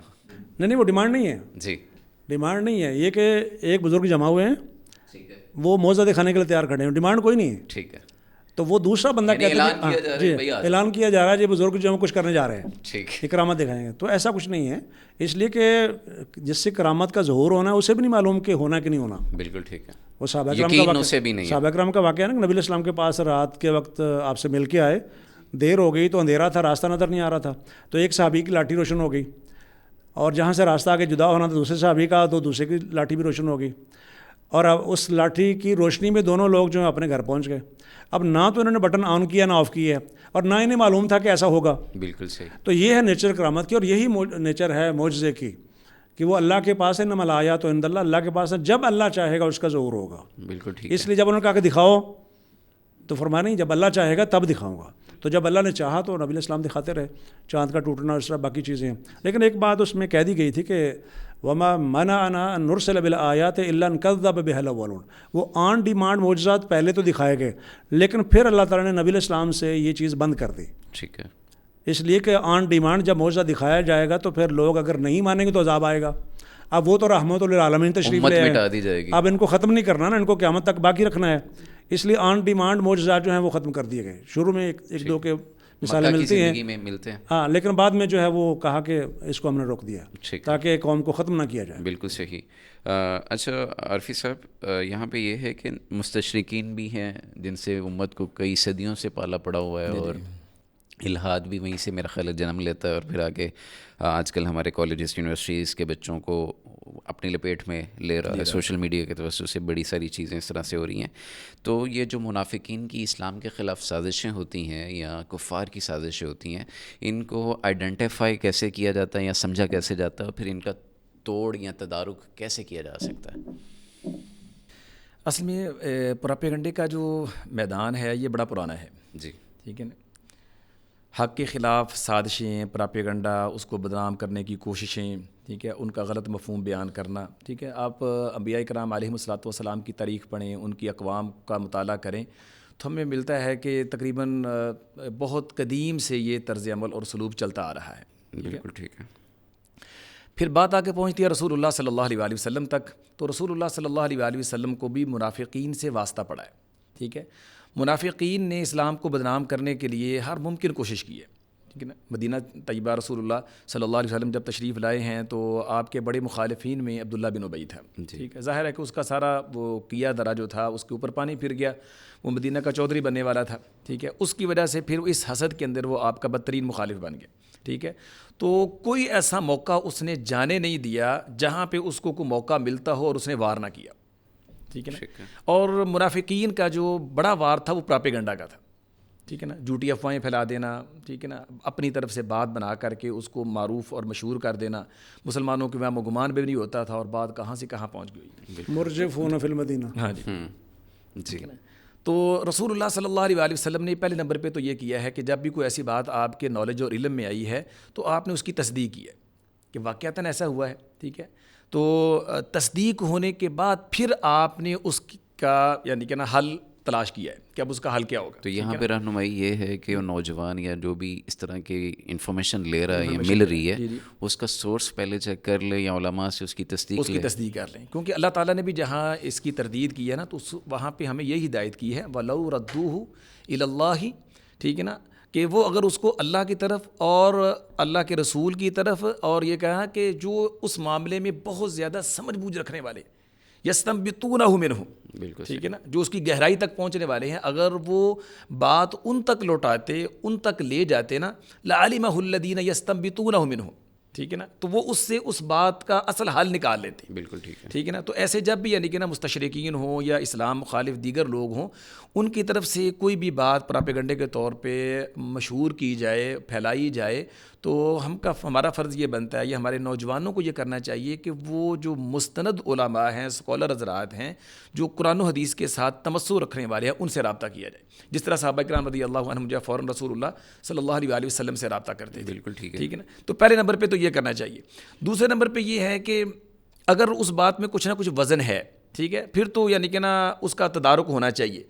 بعض چیزیں ایسی ہوتی ہیں معمولی سی ہوتی ہیں، ٹھیک ہے نا, ان کو ویسے ہی اگنور کر دینا چاہیے. باتیں ہمارے معاشرے کے اندر بھی ایسی ہیں, رسول اللہ صلی اللہ علیہ وسلم کے دور میں بھی ہم دیکھیں گے کہ بعض باتیں آپ کے نالج میں آئی ہیں, آپ نے ان پہ کوئی ایکشن نہیں لیا, ان کو چھوڑ دیا ہے. ٹھیک ہے نا, کہ اگر آپ اس کو ایکشن لیتے ہیں تو وہ خام خواہ چیز مشہور ہو جاتی ہے, لوگ اس کے بارے میں نا تجسس رکھنا شروع کر دیتے ہیں اور وہ بات کا بتنگڑ بن جاتی ہے. جی ٹھیک ہے, کچھ چیزوں کو ختم کرنا ایسا ہوتا ہے کہ آپ اس کو اگنور کر دیں.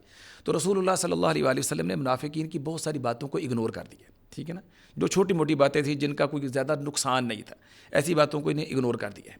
تیسرے نمبر پہ یعنی کہ نا اللہ کی طرف سے بھی آپ کو یہ کہا گیا ہے کہ ظاہر ہے کہ ان کی باتوں سے آپ کا دل جو ہے وہ دکھتا ہے, تنگ ہوتا ہے. ٹھیک ہے نا, تو آپ یعنی کہ نا صبر اور حوصلے سے کام لیں.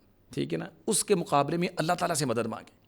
ٹھیک ہے نا, اللہ تعالیٰ سے دعا کی جائے, اللہ کا ذکر کیا جائے, اس کے لیے خاص طور پہ آپ کو حمد اور تسبیح کا حکم دیا گیا ہے. تو میں سمجھتا ہوں کہ اس معاملے میں جو کرنے کا کام یہ ہے کہ اللہ تعالیٰ کے ساتھ یعنی کہ نا تعلق, للہیت اور تعلق مع اللہ, تعلق باللہ جو ہے یہ ہمارا مضبوط ہونا چاہیے. ٹھیک ہے, بالکل ٹھیک ہے, یہ اس موقع پہ کرنے والا بہت خوبصورت آپ نے انداز میں بات کی ہے. اچھا ڈاکٹر صاحب, نبی کریم صلی اللہ علیہ وسلم نے معاشرے کے پسے ہوئے یہ کمزور طبقات کے لیے بڑی رہنمائی کی ہے. تو میں یہ چاہتا ہوں معاشرے کے وہ طبقات جیسے غریب لوگ ہیں, مفلوق الحال لوگ ہیں, غلام تھے, آج کل وہ تصور نہیں ہے, یا عورتیں ہیں, یتیم لوگ ہیں, مساکین ہیں, تو اس حوالے سے نبی صلی اللہ علیہ وسلم کی جو تعلیمات ہیں یا اسوہ کامل جو رہنمائی کرتا ہے, میری گزارش یہ ہے کہ آپ ہم سب کی رہنمائی کے لیے نبی صلی اللہ علیہ وسلم کی وہ رہنمائی جو ہے وہ بیان کیجیے. وہ نبیوں میں رحمت لقب پانے والا, مرادیں غریبوں کی بھر لانے والا, تو وہ سب سے زیادہ فوکس تو نبی علیہ السلام کا پسے ہوئے طبقات کے اوپر تھا. جی, وہ جو ہرقل نے پوچھا تھا ابو سفیان سے جب وہ مسلمان نہیں ہوئے تھے کہ اس کے ماننے والے امیر لوگ ہیں کہ غریب ہیں, تو انہوں نے کہا غریب لوگ ہیں. تو اب بھی اگر آپ دیکھ لیں انڈیا میں سب سے زیادہ لوگ کون ہیں جو مسلمان ہونے والے ہیں؟ غریب لوگ ہیں, تو وہ شودر ہیں, یعنی معاشرے میں جن کو دبا کے رکھا ہوا ہے. بالکل, تو جب وہ اسلام قبول کرتے ہیں تو وہ ایک برہمن جو پہلے تھا مسلمان ہو گیا, اس کے ساتھ پیر ملا کے کھڑا ہے. بالکل ایسے معاشرے میں انہیں وقار ملتا ہے, کمزور طبقوں کو عزت ملتی ہے. تو ان طبقوں کو نبی علیہ السلام نے اٹھایا. جہاں نبی علیہ السلام نے عورتوں کے حقوق بیان کیے ہیں بطور خاص بیواؤں کے حقوق بیان کیے ہیں, جہاں اپنے بچوں کے حقوق بیان کیے ہیں بطور خاص یتیم بچوں کے حقوق بیان کیے ہیں. انا وکافل یتیم فی الجنت ہاکذا, میں اور یتیم کی کفالت کرنے والا جنت میں یوں ہوں گے, یعنی میرے ساتھ ہوگا وہ. جی, اور اس طرح بیواؤں کی خبر گیری کرنے والا, ان کا خیال رکھنے والا, وہ ایسے جیسے اللہ کی راہ میں جہاد کر رہا ہے, مسلسل روزے رکھ رہا ہے, بالکل بغیر کسی انقطاع کے وہ مسلسل یہ کام کیا جا رہا ہے. تو یہ نبی علیہ السلام نے غریب لوگوں کو اٹھایا ہے. دوسرے لوگوں کو کہا کہ ان کا خیال رکھا جائے, لیکن انہیں بھی کہا ہے کہ تم نے ہمت نہیں ہارنی, تم نے حوصلہ نہیں ہارنا. فرمایا کہ بلکہ یہ فرمایا تھا کہ ابغونی فی الضعفاء, اگر مجھے کہیں تلاش کرنا ہو, میں تمہیں گھر میں نہیں مل رہا تو مجھے ضعفاء میں تلاش کرنا. اور جب لوگوں نے کہا کہ یہ جو غریب غربا لوگ ہیں آپ کے پاس بیٹھے ہوتے ہیں, ہماری انسلٹ ہوتی ہے کہ ان کی موجودگی میں آپ کی بات سنیں ہمارے اسٹیٹس کے منافی ہے, تو وہ خیال ہی آیا تھا نبی علیہ السلام کے ذہن میں. اور یا وہ عبداللہ بن ام مکتوم کا واقعہ ہے, جی جی, تو اس پر اللہ تعالیٰ نے فرمایا کہ آپ ایسا مت کیجیے گا. لا تطرد الذین یدعون ربهم بالغداۃ والعشی, وہ جو دن رات اپنے رب کو پکارے ان کو اپنے پاس سے نہ اٹھائیے گا. بالکل صحیح, فتطردهم فتکون من الظالمین, یہ معمولی چیز نہیں ہے, بے شک. بلکہ کہا کہ ان سے اپنی نگاہیں بھی نہیں پھیرنی ہیں. وَاصْبِرْ نَفْسَكَ مَعَ الَّذِينَ يَدْعُونَ, اپنے آپ کو روک کے رکھنا ہے ان لوگوں کے ساتھ. وہ تو اللہ تعالیٰ کا حکم تھا, پھر ان لوگوں کے ساتھ رہے آپ, ان لوگوں کو آپ نے اٹھایا, اور پھر آنے والی مشکلات پر ان کو بھی حوصلہ دیا. پھر کہا کہ غریب لوگ جو ہیں وہ 500 سال پہلے جنت میں داخل ہو جائیں گے امیروں سے. بالکل, یعنی اگر کوئی وسائل کی کمی ہے, کچھ مشکلات ہیں زندگی کی, تو تم نے ہمت اور حوصلے سے جینا ہے, اور دوسروں کو کہا کہ ان کی سپورٹ کرنی ہے. بالکل ایسے ہی. حل تنصرون وترزقون الا بضعفاء, اللہ بضعفاء. بلکہ اس کے ساتھ ہی ڈاکٹر صاحب یہ بھی کہ رسول اللہ علیہ وسلم کی تو دعاؤں میں ایک بڑی بہترین اور خوبصورت دعا یہ بھی ہے نا کہ اللہم احینی مسکینہ وامیتنی مسکینہ واحشرنی فی زمرۃ المساکین. ٹھیک ہے, کہ آپ مسکینی کی زندگی کو پسند کر رہے ہیں, جی ٹھیک ہے, اور مسکینی کی موت کو, وفات کو پسند کر رہے ہیں, اور یہ پسند کر رہے ہیں کہ قیامت کے دن بھی میں انہی لوگوں میں ہوں. سبحان اللہ. اس لیے کہتے ہیں کہ نبی علیہ السلام کا جو فقر ہے وہ اختیاری ہے. بالکل, مجبوری, ہاں بائی چوائس آپ نے یہ زندگی اختیار کی ہے نا, کہ جبریل آتے ہیں پوچھتے ہیں کہ اللہ تعالیٰ پوچھتے ہیں کہ آپ بادشاہ رسول بننا چاہتے ہیں یا بندہ رسول بننا چاہتے ہیں. تو آپ نے ابھی کوئی بھی آپشن لیا تھا تو جبریل نے عاجزی کا اشارہ کیا جی، تو کہا بل عبدًا رسولاً، میں بندہ رسول بننا چاہتا ہوں. اللہ اکبر. نبی کریم صلی اللہ علیہ وسلم کے حوالے سے بڑی خوبصورت باتیں ہو رہی ہیں ناظرین کرام، اور یہاں پہ میرے ذہن میں رسول اللہ صلی اللہ علیہ وسلم کا بطور حکمران، بطور لیڈر، بطور امت کے رہنما کے ایک آپ کا انداز میرے ذہن میں آ رہا ہے. احادیث کی کتابوں کے اندر موجود ہے، مشائخ بیٹھے ہیں کہ اللہ کے رسول صلی اللہ علیہ وسلم کو ایک دیوانی عورت نے روک لیا تھا اور آپ سے راز و نیاز کی اپنی کو دل کی باتیں کرنا چاہ رہی تھی، تو اللہ کے رسول صلی اللہ علیہ وسلم کا پہلو بھی اس نے پکڑا تھا، تو اللہ کے رسول صلی اللہ علیہ وسلم نے اسے اپنا وہ پہلو بھی نہیں چھڑایا اور اس کی بات سنتے رہے جب تک اس کا دل کیا. جب اس نے خود رسول اللہ صلی اللہ علیہ وسلم سے دوری کو اختیار کیا تو پھر اللہ کے رسول صلی اللہ علیہ وسلم اپنے اس رستے کی طرف یا اپنی منزل کی طرف رواں دواں ہوئے. تو یہ ایک ویلیوز ہیں جو نبی صلی اللہ علیہ وسلم نے ہمیں بتائی ہیں. تو میں بالترتیب آپ دونوں سے یہ جاننا چاہوں گا، آپ محترم ہیں، استاذ ہیں معاشرے کے، اور ہمیں یہ جاننا ہے کہ آخری وقت میں کونین کے تاجدار، ہم سب کے دلوں کی دھڑکن محمد کریم صلی اللہ علیہ وسلم نے کیا پیغامات امت کے لیے دیے؟ رسول کریم صلی اللہ علیہ وسلم جب دنیا سے تشریف لے جا رہے تھے، آپ کے آخری اوقات تھے. ایک تو آپ کے اوپر بیماری کا غلبہ اور شدت تھی، ٹھیک ہے. اس عالم میں بھی رسول اللہ صلی اللہ علیہ وسلم امت کی رہنمائی سے غافل نہیں ہوئے، ٹھیک ہے. آپ کو امت کی متواتر فکر رہی ہے، ٹھیک ہے، اور اہم باتیں جو آپ نے محسوس کی ہیں وہ جیسے جیسے آپ کو موقع ملتا رہا آپ گوش گزار کرتے رہے. سب سے پہلے تو ظاہر ہے کہ آپ کا جو بنیادی مشن تھا وہ لوگوں تک اللہ کا پیغام پہنچانا اور ان کو ایک اللہ کی بندگی پہ لگانا تھا، یعنی توحید کی دعوت، ٹھیک ہے نا. اور توحید کا متضاد الٹ ہے شرک، ٹھیک ہے. شرک سے آپ کو شدید نفرت تھی، ٹھیک ہے نا. اور شرک کی طرف لے جانے والی ایک جو بڑی چیز ہے نا وہ ہے قبر پرستی، ٹھیک ہے. تو رسول اللہ صلی اللہ علیہ وسلم اپنے آخری ایام میں اس بارے میں بہت زیادہ فکر مند تھے، ٹھیک ہے نا. اور شاید ہماری کچھ ماؤں نے آپ سے جو ہجرت کر کے حبشہ گئی تھیں وہاں کے کنیسوں کا ذکر کیا، گرجوں کا ذکر کیا، اور یہ بتایا کہ ان کے اندر سیدہ مریم کی، سیدنا عیسیٰ علیہ السلام کی تصاویر تھیں، ٹھیک ہے، تشبیہات تھیں. تو نبی کریم صلی اللہ علیہ وسلم اپنی اس تکلیف میں پھر فرماتے ہیں کہ لعن اللہ الیہود والنصارى، یہود و نصارہ پہ اللہ کی لعنت ہو، اتخذوا قبور انبیائہم مساجد، انہوں نے انبیاء کی قبروں کو سجدہ گاہ بنا دیا ہے. تو یہ آپ کے آخری اوقات کی باتوں میں سے ایک بات یہ ہے، ٹھیک ہے، کہ آپ کو اپنے مشن کی عقیدے کی فکر تھی کہ اس میں کوئی گڑبڑ نہیں ہونی چاہیے. یہ بنیادی چیز اور بیس ہے.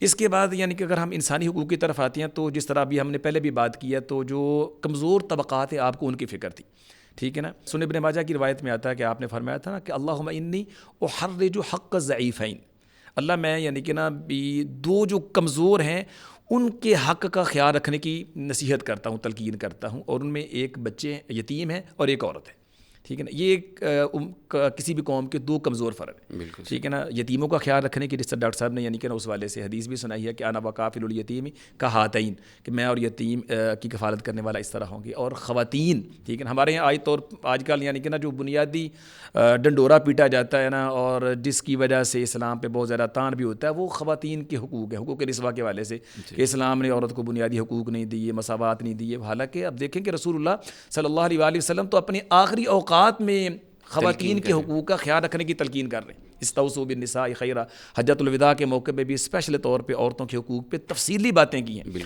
اور اپنے آخری وقت میں بھی یہ باتیں کی ہیں. اور پھر اس کے ساتھ ساتھ یعنی کہ نا ایک جو اور قوم کا کمزور طبقہ ہے وہ غلام ہے، ٹھیک ہے نا، غلاموں کا خیال رکھنا ہے. پھر اس کے ساتھ ساتھ اللہ کی بندگی کا جو ایک بہترین طریقہ ہے وہ نماز ہے، جی، ٹھیک ہے. تو اپنے آخری اوقات میں جو آپ نے ایک بڑی نصیحت کی ہے وہ نماز کے حوالے سے ہے، ٹھیک ہے نا، کہ نمازوں کی حفاظت کرنی ہے. نبی صلی اللہ علیہ آخری نبی کی امت کو آخری نصیحت میں کمزور طبقے شامل ہیں. وسلم، سبحان اللہ، الصلاۃ وما ملکت ایمانکم، اور اس کے بعد آپ کی زبان مبارک سے امت کے لیے کوئی لفظ نہیں ہے. بالکل ٹھیک ہے. لونڈے غلاموں کا، ہاں اللہ سے ملاقات کے اللہم بالرفیق الاعلیٰ وہ الفاظ ہیں، لیکن امت کو جو آخری بات کہی الصلاۃ وما ملکت ایمانکم. دیکھیں نبی علیہ السلام کی تعلیمات میں یہ چیز موجود ہے کہ جو شخص لیڈر ہے وہ اپنے آپ کو احتساب کے لیے پیش کرتا ہے. خود احتسابی، خود احتساب، یہ نہیں ہے کہ دوسروں کا احتساب کرنا ہے، دوسروں نے یہ کیا ہے، فلاں نے یہ غلطی کی، فلاں نے کی ہے. میں نے بھی اگر کوئی مسٹیک کی ہے یا کسی کا تلفی کی ہے تو میں اس کے لیے حاضر ہوں. تو نبی علیہ السلام خود اپنے آپ کو پیش کر رہے ہیں، لیکن ظلم تو کبھی آپ نے نہیں کیا، ذرا برابر بھی ظلم نہیں کیا. لیکن اگر کوئی سمجھتا ہے تو مجھ سے بدلہ لے لے. نبی علیہ السلام اپنے ساتھیوں کا اعلان کر رہے ہیں. قمیص مبارک جو وہ اٹھا رہے ہیں, اور ایک شخص جو کہتا ہے جی میں نے آپ سے بدلہ لینا ہے. تو نبی علیہ السلام نے اپنی قمیص مبارک جو اوپر کر دی اور اس نے آپ کو بوسہ دیا. جی. تو وہ تو یہ سمجھ رہا تھا کہ میں تو اس وقت کے لیے, یعنی یہ سعادت مجھے حاصل ہو جائے کہ میں لمس کروں نبی علیہ السلام کے جسم مبارک کو, ورنہ کون ہے جو ایسی جرت کر سکتا ہے, یا کون یہ سمجھ سکتا ہے کہ نبی علیہ السلام نے کسی کی حق تلفی کی ہو. ساری زندگی تو آپ نے لوگوں کو ان کے حقوق دلائے ہیں اور خود دینے کی کوشش کی ہے تاکہ کسی کا حق جو ہے وہ باقی نہ رہے. بالکل صحیح. تو ناظرین کرام, رسول اللہ صلی اللہ علیہ وسلم کی پوری زندگی ہم سب کے لیے نمونہ ہے, اور اگر کوئی بندہ یہ سوچتا اور سمجھتا ہے کہ دنیا کے معاملات الگ, دین کے معاملات الگ ہیں, تو وہ گمراہی کا شکار ہے. کیوں؟ اللہ کے رسول صلی اللہ علیہ وسلم نے خود یہ بات ارشاد فرمائی, اور اللہ تبارک و تعالیٰ خود کہتا ہے اطیعوا اللہ و اطیعوا الرسول ولا تبطلوا اعمالکم. اپنے عمل کو ضائع نہیں کرنا, ہر معاملے میں رسول اللہ صلی اللہ علیہ وسلم کی پیروی کرنی ہے. تو آج کی خوبصورت نشست اور اس میں بڑی بہترین باتوں کے لیے ہم سب کو دعاؤں میں یاد رکھیے گا, اور آپ بھی ہمارے لیے اور ہم آپ کے لیے دعا گو ہیں کہ اللہ ہم سب کے لیے رسول اللہ صلی اللہ علیہ وسلم کی زندگی مشعل راہ بنا دے. اپنے میزبان کو اجازت دیجیے, انشاءاللہ ملاقات ہوگی. السلام علیکم ورحمۃ اللہ وبرکاتہ.